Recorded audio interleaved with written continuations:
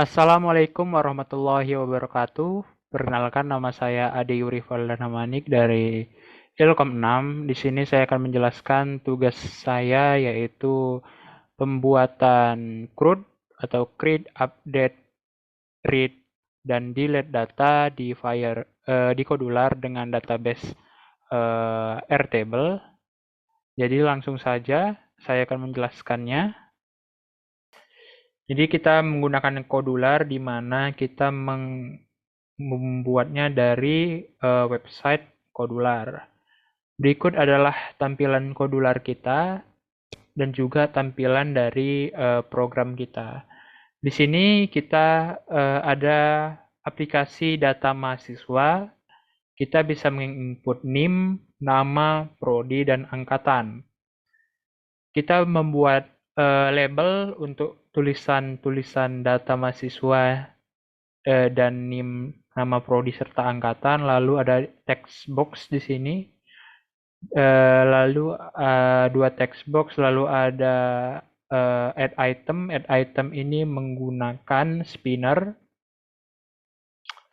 lalu ada tombol atau button. Di sini ada 5 button untuk input, edit, delete, refresh, dan juga view. Nah, setelah tampilannya kita buat, kita masuk ke codingan atau logika pemrogramannya. Di Kodular kita membuat program dengan puzzle-puzzle dan memasangkannya. Kita di sini tidak menggunakan sintaks.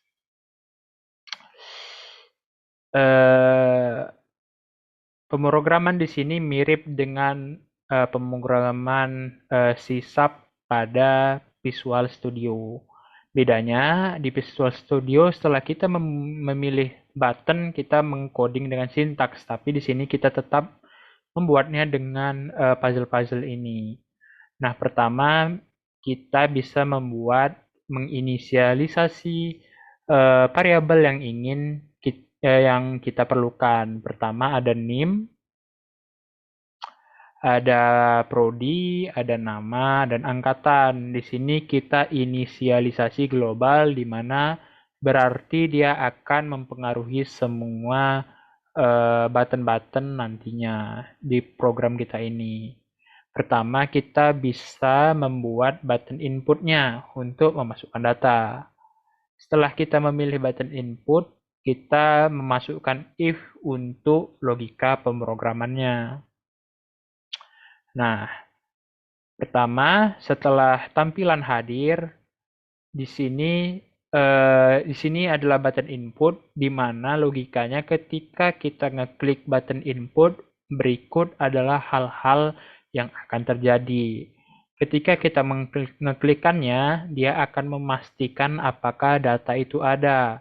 Seperti yang kita lihat di sini, dia akan bertanya, jika datanya tidak ada, dia akan bertanya, masukkan NIM Anda, atau nama, atau prodi, dan angkatan Anda. Setelah data memang ada atau telah dipastikan ada, maka dia akan memasukkan data tersebut ke database-nya sesuai NIM, prodi, angkatan, atau indeks yang telah kita buat. Di sini adalah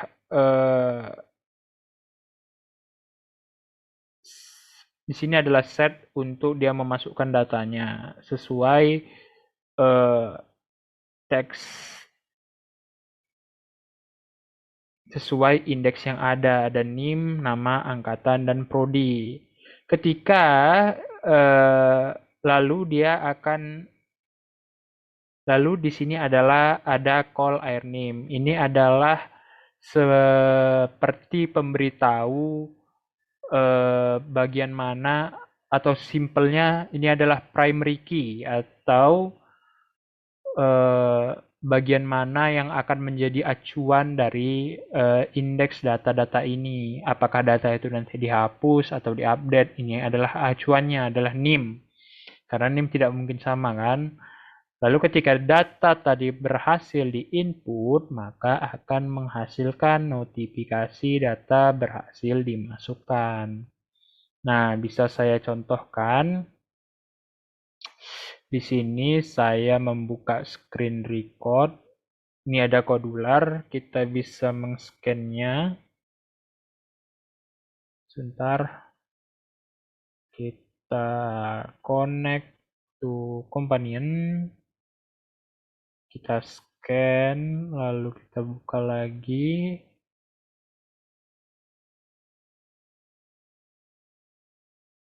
Oke, berikut udah tampil. Nah, kita bisa memasukkan data. Misalnya NIM seseorang.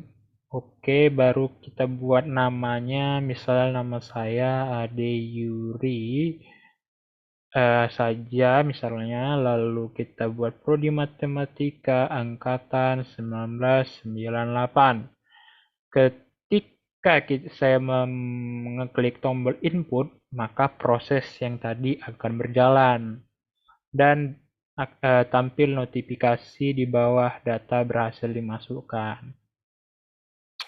Bisa kita lihat bahwa di Airtable data telah masuk dengan nama Ade Yuri dan prodi matematika. Nah, setelah data dimasukkan, kita perlu melihat data tersebut. Caranya adalah kita menginisialisasi atau mendapatkan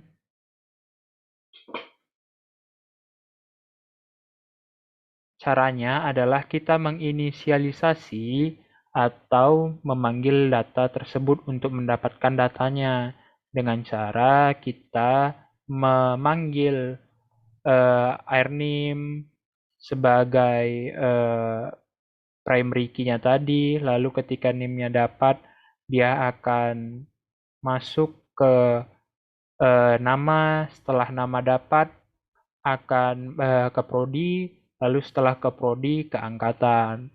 Nah, setelah data dapat kita panggil, kita harus menampilkannya. Nah, berikut adalah proses untuk menampilkannya. Di mana global angkatan adalah setnya sebagai acuan. Ketika dia mendapatkan data, dia akan menampilkan data, melakukan looping sesuai indeksnya. Berarti sesuai urutannya. Dia akan menampilkan nama, prodi, angkatan, dan juga NIM. Gitu. Setelah itu, ketika datanya muncul, kita bisa memilihnya. Nah, nanti ketika memilih nanti kita bisa mengedit. Tapi sebelum itu, ketika kita memilih, data kita buat tidak bisa untuk diedit terlebih dahulu. Kita buat enable-nya false. Lalu akan muncul tadi datanya yang telah dipanggil melalui R angkatan, yaitu data NIM, nama, prodi, dan angkatannya. Nah, setelah data tadi muncul, di sini ada button edit. Nah, mengapa di button edit ini tidak ada dalam pemrosesannya kok tidak ada indeks untuk ibarat D-nya memilih ada NIM nama prodi di awal untuk memilih angkatan yang mau data yang mau kita rubah itu karena logika pemrogramannya ketika kita melihat view yang tadi telah kita buat pemrosesannya, misalnya kita pilih nama saya adalah Ade Yuri di sini. Nah, ini datanya tidak bisa kita rubah gitu karena tidak bisa dipilih. Nah, setelah itu kita klik tombol edit terlebih dahulu. Nah, setelah tombol edit diklik barulah kita bisa mengubah datanya. Di mana logikanya ketika kita edit data, kita memilih data, baru kita edit. Nah, data yang ingin kita ubah dia akan mengupdate data sesuai row-nya pada tabel database R group-nya. Bisa data NIM, bisa data nama, prodi, atau angkatan. Nah, ketika data berhasil kita update, maka akan muncul notifikasi data berhasil disimpan. Nah, ketika data berhasil disimpan, maka dia akan nanti balik ke view lagi. Nah, baru di bawah sini adalah acuan tadi, NIM sebagai acuannya untuk mengetahui data mana yang akan dirubah. Nah, begitu bisa saya contohkan. Ketika kita memilih data, di sini ada data saya, Adi Yuri. Contohnya bisa saya tambahkan F Damanik gitu. Lalu kita simpan, maka data akan berhasil disimpan. Dan pertama kita harus meng-refresh-nya terlebih dahulu. Di sini ada tombol refresh seperti yang button refresh seperti yang kita lihat, di mana dia ketika meng-refresh dia akan meng-refresh data sesuai acuan NIM tadi. Nah, misalnya ini kita refresh. Setelah kita refresh bisa kita lihat view-nya. Nah, ini adalah data yang telah kita edit tadi dari Ade Yuri menjadi Ade Yuri F Damanik. Begitu. Nah, selanjutnya terakhir dan salah satu button yang simple juga, di mana adalah button delete. Button delete bekerja ketika kita mengeklik data ketika kita memilih data, nanti akan muncul notifikasi apakah kita ingin menghapus data. Ketika kita memilih ya, maka akan terjadi proses ini, di mana dia akan menghapus row dari view tadi sesuai row yang ada di air curutnya. Ketika data berhasil dihapus, maka akan tampil data berhasil dihapus, data akan dikosongkan, dan di sini adalah acuan data yang mana yang akan dipilih. Gitu. Nah, setelah data dihapus, misalnya di sini saya contohkan data Ade Yuri tadi, saya delete, saya pilih ya, maka akan terjadi proses tadi, dan ketika kita refresh dan view lagi, data sudah hilang atau sudah berhasil dihapus. Begitu. Assalamualaikum warahmatullahi wabarakatuh. Assalamualaikum warahmatullahi wabarakatuh. Perkenalkan, nama saya Ade Yuri. Di sini saya akan menjelaskan program kedua saya, yaitu program input data mahasiswa dengan Kodular dan Firebase sebagai database-nya. Langsung saja kita akan masuk ke pembahasan. Jadi di sini di program kedua ini kita menggunakan Firebase untuk sebagai database-nya. Oke, berikut adalah tampilan dari Kodular. Jadi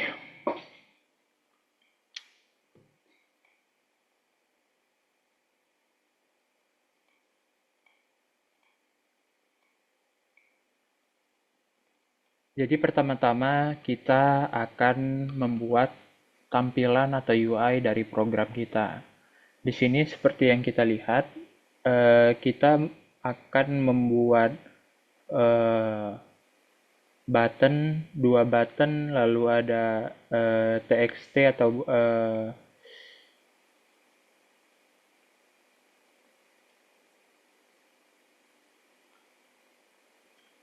txt atau teks, atau bisa kita sebut dengan text box, ada text box untuk mengisi data NIM, nama, dan juga HP. Nah, selain itu kita juga eh, selain itu bedanya dengan menggunakan Airtable, di sini kita menggunakan list view atau Kotlin list view. Jadi kita membutuhkan dua tampilan atau kalau di PowerPoint itu dua slide simpelnya. Jadi kita mempunyai screen satu, screen awal untuk kita masuk dan screen read di mana di sini kita untuk mengedit data kita nanti.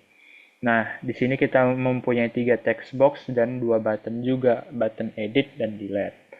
Nah, sebelumnya di screen 1, screen untuk menginput data, ini adalah tampilannya. Selanjutnya kita langsung saja masuk ke pembahasan bloknya. Jadi di sini kita dapat menginput data, di mana ketika kita telah di screen itu, di sini adalah logika untuk ketika kita mengklik button input, di mana dia akan mengif masukkan NIM, nama ataupun nomor HP ketika kita tidak mengisi data salah satunya. Jadi di sini ini adalah simpelnya logika yang akan memastikan Anda bahwa Anda memasukkan data. Nah, ketika Anda telah memang memasukkan data, maka dia akan mengecek dahulu di sini, dia akan meminta value apakah NIM Anda sudah terdaftar atau belum. Jika memang NIM Anda belum terdaftar, dia akan mengstore value-nya ke database-nya. Nah, ketika memang dari awal NIM Anda tidak terdaftar, maka maka data Anda akan masuk dan akan muncul notifikasi data berhasil ditambahkan. Nah, ini adalah logika pemrograman untuk input. Selanjutnya kita ke read. Read ini adalah tempat untuk mengedit dan juga mengdelete data. Nah, tadi ini adalah tampilan untuk mengedit.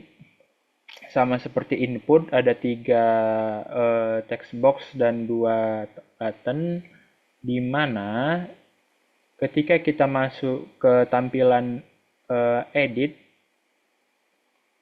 kita perlu menampilkan datanya terlebih dahulu. Nah, data ditampilkan itu di sini, di mana dia akan mengloading sebentar, lalu vertical list data akan hidup, sedangkan edit datanya masih mati. Edit untuk mengedit nanti. Dan vertical scroll arrangement-nya lah yang menginisiasinya. Ketika vertical scroll arrangement-nya hidup, kita butuh data yang ingin ditampilkan. Data yang ingin ditampilkan ini akan ditampilkan melalui proses ini, di mana dia akan menampilkan WinSu-PNG dari global list, lalu ada ini list kedua, indeks kedua, dan list ketiga, indeks ke-1. Ini indeks ini diambil dari database-nya. Database-nya itu bisa kita lihat dari sini. Nah, ini merupakan database kita. Ini saya mengisi 2 contoh data ya. Jadi indeks itu bisa dilihat dari urutannya. Ini indeks pertama, indeks kedua, dan indeks ketiga. Indeks kedua adalah nama saya, dan indeks pertama adalah NIM. Nah, jadi dia akan menampilkan nama di indeks kedua dan indeks pertama akan menampilkan NIM. Disinilah data akan ditampilkan. Bisa saya contohkan, misalnya tadi kita sebelum ini kita perlu menginput data.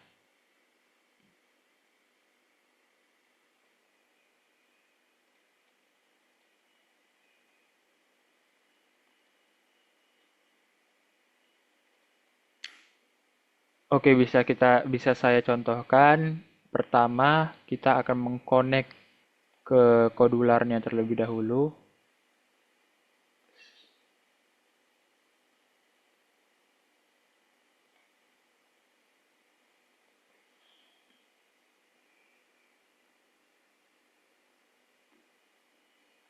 Oke, setelah connect,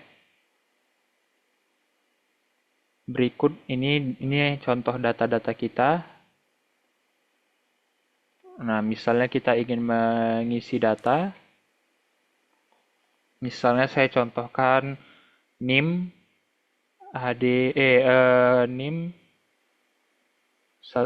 1212253, nama Ade Yuri F Damanik, dan nomor HP. Oke, lalu kita input. Nah, setelah data berhasil ditambahkan, kita bisa melihat data. Nah, tadi ada loading sebentar, lalu muncullah data kita. Di logika pemrosesan yang ini ada Winsu PNG, gambar Winsu, nama sebagai list pertama, indeks kedua, lalu ada NIM. Nah, setelah itu ketika kita memilih data, misalnya di sini saya memilih Ade Yuri, berikut adalah logika untuk ketika kita memilih data, di mana ketika kita menselect list item, maka list data yang tadi akan false dan edit datanya akan true. Nah, jadi bisa kita lihat edit datanya ini telah muncul, sedangkan yang tadi telah tertutup ya. Tuh. Nah, setelah itu muncul, kita bisa mengeditnya. Nah, setelah muncul, data tadi akan ditarik. Dengan proses ini, dia akan mengget value sesuai indeks dari elemen indeks dan memilih global tag dari select list item, maka dia indeks. Oke. Nah, selanjutnya kita masuk ke fungsi edit. Setelah kita memilih datanya dan data tampil, kita bisa mengeditnya. Nah, logika pemrosesan edit itu ada di sini. Nah, ini pertama pada button edit, dia akan bertanya terlebih dahulu apakah kita ini proses untuk memastikan kita telah memilih data. Setelah kita memilih data, lalu kita mengklik edit, maka button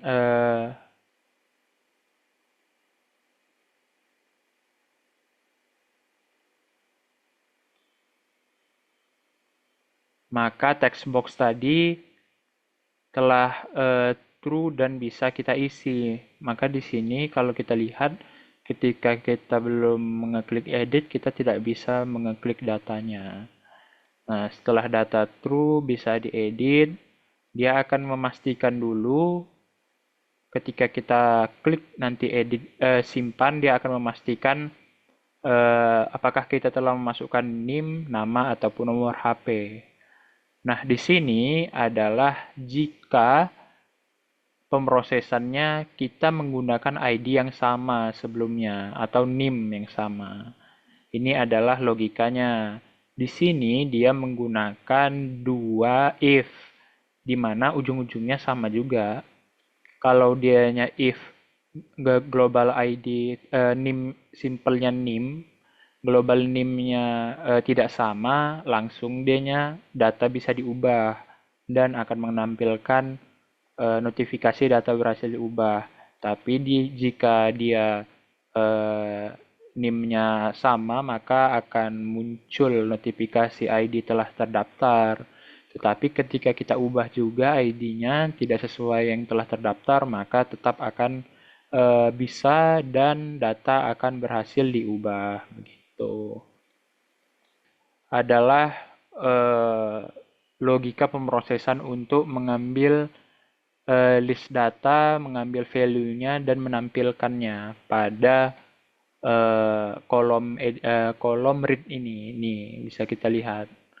Sesuai indeks dia menampilkan datanya.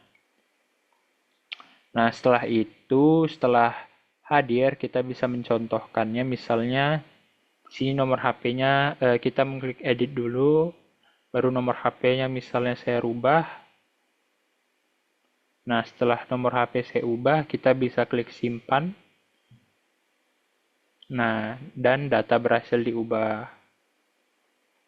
Lalu kita bisa mengklik tombol back untuk melihat datanya, di mana ini adalah logika pemrosesan untuk back. Ketika kita klik tombol back, maka vertical edit data akan tertutup dan list datanya yang akan muncul. Ini adalah list data. Gitu. Terakhir adalah fungsi delete. Kalau kita ingin menghapus data, kita bisa memilih datanya terlebih dahulu. Misalnya saya pilih ini, ada Yuri. Oke, data telah muncul. Setelah data muncul, ini adalah logika pemrosesannya, di mana ketika kita telah memilih data tadi, dia akan bertanya apakah kita ingin hapus ya atau tidak. Nah, logika pemrosesannya adalah ketika kita mengklik ya. Data terhapus tidak ketika kita mengklik delete, tapi ketika kita mengklik notifikasi ya pada notifikasi. Nah, ketika kita mengklik, maka dia akan mengclear tag semua yang ada di global tag ID dari ID, nama, nomor HP, dan semuanya sehingga nanti akan memunculkan notifikasi data berhasil dihapus. Nah, sebagai kita contohkan, ini nama saya, data saya ketika kita mengklik delete dan mengklik iya, maka proses akan berjalan dan data berhasil dihapus. Begitu. Gitu saya, gitu. Oke, begitu saja penjelasan dari saya. Lebih dan kurang saya mohon maaf. Jika ada salah, saya mohon ampun. Assalamualaikum warahmatullahi wabarakatuh.